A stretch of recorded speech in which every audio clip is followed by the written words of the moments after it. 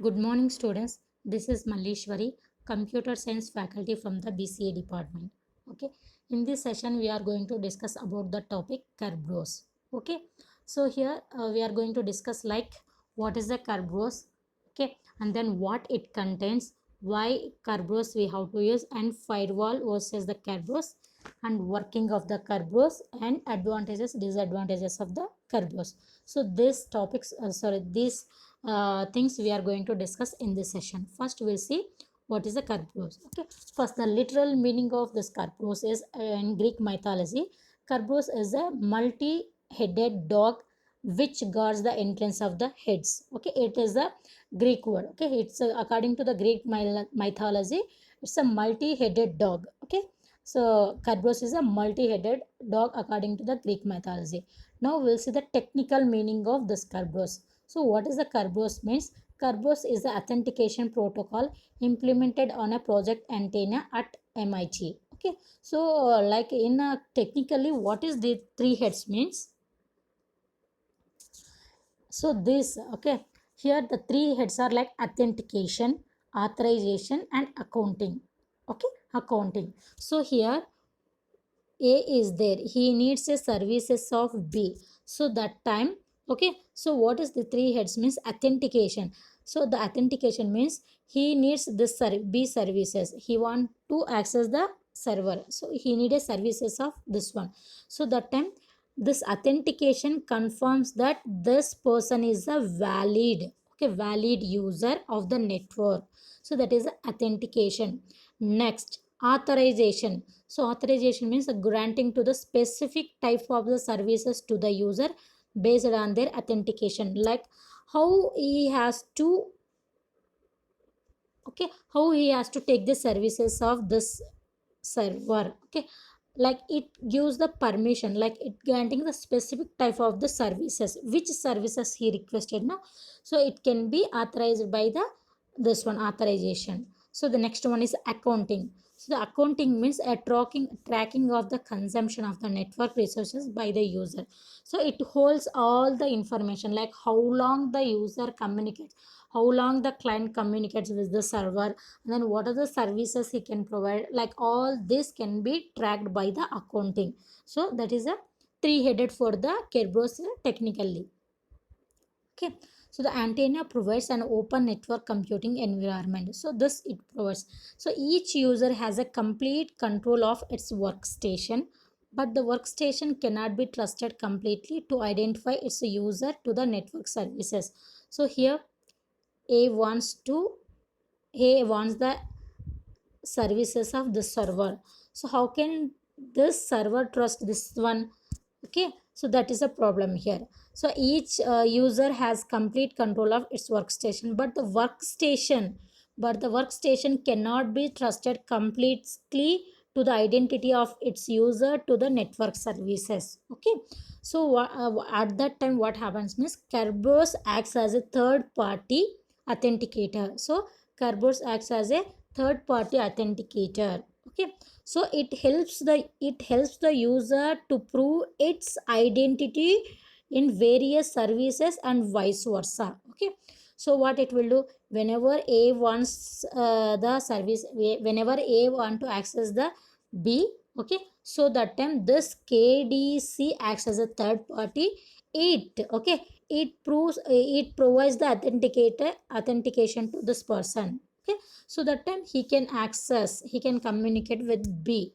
So this is a third party. So instead of direct communication between A and B, first it validates the user. If the user is validate, then it will give the permission to access the servers, otherwise it will not give that one. So that one. Okay, so the here uses the symmetric cryptography algorithm. Okay, here we are using the symmetrical cryptographic algorithms. Okay, same key is used for encryption as well as the decryption. Symmetric encryption in the sense same key for both encryption and decryption side, and uses the DES encryption standards. Okay, okay, now we'll see this one, why Kerberos. Okay, authentication, so Kerberos is an authentication feature in a multi-user environment. Okay, So what it will do means it sends the usernames and passwords over the network. Okay, over the network is not secure. Okay, so here what it will do over the network, instead of sending the user's password and this usernames, what it will do, it first it authenticates the user. Okay, each time the password is sent to the network, there is a chance of interruption. Okay, so if each time this username password is exchanging means it's a problem. So that time what it will do, it provides a solution. So building elaborate authentication protocol to each other. Okay, and then to build this one, we need a centralized authentication server. So that is a Kerberos here. Okay, so this is a structure. Okay, so see here, the user wants to communicate with the server. Here, direct communication is not happening. First, the user has to prove his authentication by using this Kerberos. Then only he can get the permission to communicate with the server. Okay. So here, what it has to do? It has to approve by this KDC. Then only he can communicate. So this is a process here. We'll see what is this 1 and 2. What are the steps to communicate? What are the steps the user want to follow to communicate with server? Okay, so here first what we'll see, so this is a Kerberos. Okay, so in this it contains the authentication server, database and TCS. Okay, authentication server, database and TCS. Okay, so here what is this authentication server? For this authentication server has the all credential, all the track, all the list. So that is the usernames, password, everything it is having. So that details are stored in the Kerberos database. Okay, whenever a user is requesting for some services, it will check the user credential, username and passwords. Okay, so for that one it checks in the KGS database. Now TGS, ticket granting service. Okay, ticket granting service. So ticket granting services, what it will do means it will grant the tickets. So what is the ticket means?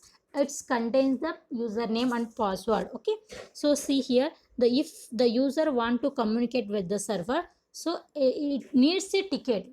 Okay, with that ticket only user can communicate with the server. So what is the ticket means? The username and password. Without that one he can't connect with the server. Okay, so the who will issue that one means ticket granting services will issue. Okay, ticket granting services will issue.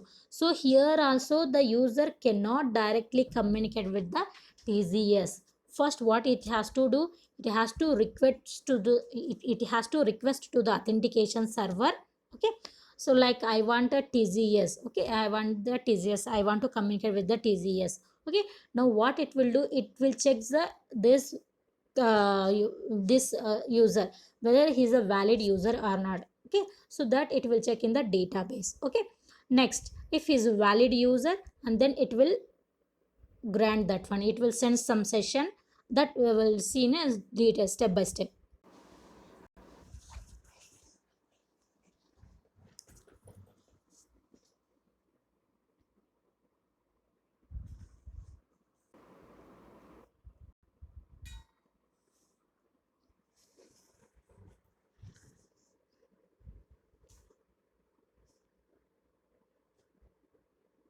So we'll take the one example and we'll see. Okay, this one, the user.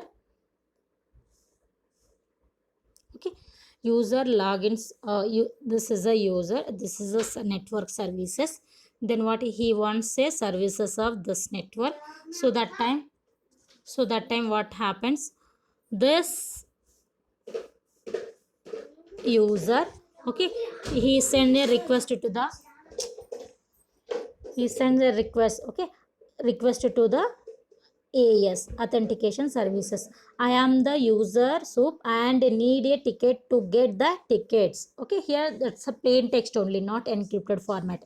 Okay, why? Because here no like this important information. So like plain text only he will send, in normal text only, like that. I am a user soup and need the ticket to get the tickets. Okay, this one he is requesting this one. Next, this authentication services, what it will do, here is a TZT. Okay, here is a TZT. If TZT means TZT name, it will mention. If you can decrypt this response with your password hash. Okay, here is a here is a TZT. If what it will do, so you can communicate with this one. So before that one you have to decrypt this one. If you decrypt, then you can communicate with this TZT. Next, now what it will do, here is my TZT. This is sending to TZT. You means client is sending to the uh, TZT services, ticket granting services. Here is my TZT. Okay, means like credential. Give me the services, service ticket. Give me the service ticket. Why that service ticket? He wants to communicate with server. So you grant me the that ticket. You give me the service ticket, like that. He is requesting to the TZT service. Okay. Next, now this what it will do, here is your service ticket. It will send the service ticket. In that service ticket, you this network services, network username and password is there. Okay, now here what it will do, again it will send to the server. Here is my service ticket. Okay, this is my service ticket, this granted by the TZT, and I am the authenticator. So authenticate me, I am the authenticator. You accept my request, like that it will send. Okay, now the client. Okay, once the server is ready to provide the services, and then the clients okay, it accept that one, and then the client services station is okay. This this server provides the services to the client. So this is a Kerberos working of the Kerberos. Okay, so what are the applications of the Kerberos? So Kerberos, Windows servers uses a Kerberos as a primary authentication protocol. Okay, in a Windows server, this Kerberos, okay, this Kerberos acts as a primary authentication protocol. Okay, and then Telnet FTP uses this Kerberos. Okay, Telnet and FTP protocol using this Kerberos. Okay, next, authentication for the web services. Okay, it for providing the web services, this Kerberos are going to use as authentication services. Okay, next, authenticating email and client servers. Okay, for authenticating the email client and server, we have to use this Kerberos. So these are the applications of the Kerberos. Next, attacks on the Kerberos. So KDC attack, availability, relay attacks, and password guessing attacks. So these are the attacks we can expect on the Kerberos. KDC attacks. Okay, KDC, the third party, like this attackers may attack on the KDC services. Okay, and then availability, relay, and password guessing attacks. So these are the attacks on the Kerberos. So the next, firewall versus Kerberos. Okay, so the firewall makes a risky assumption. So in this, what is happening means that attackers are coming from the outside. Okay, the attackers are coming in, like whenever the this communication is happening between this client and the server.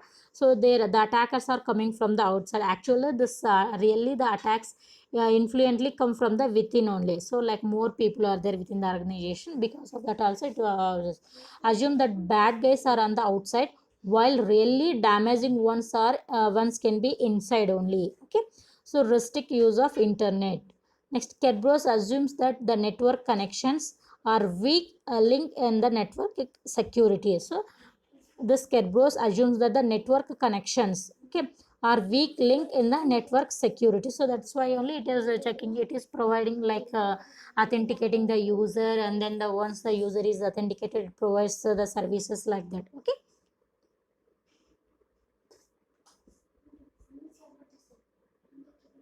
okay, advantages and disadvantages of the Kerberos.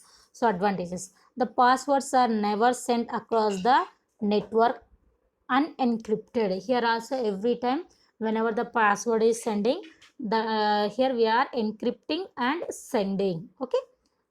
Next, clients and applications are client and application services mutually authenticated. Okay, application services, like whenever the client want to communicate with this server and server like this, the mutually authenticated to each other. Like if the if the client is not authenticated by the server, no communication. So mutual authenticating is provided by this Kerberos only. The tickets have the limited lifetime. Okay, so once the ticket is expired, the client cannot communicate with the server.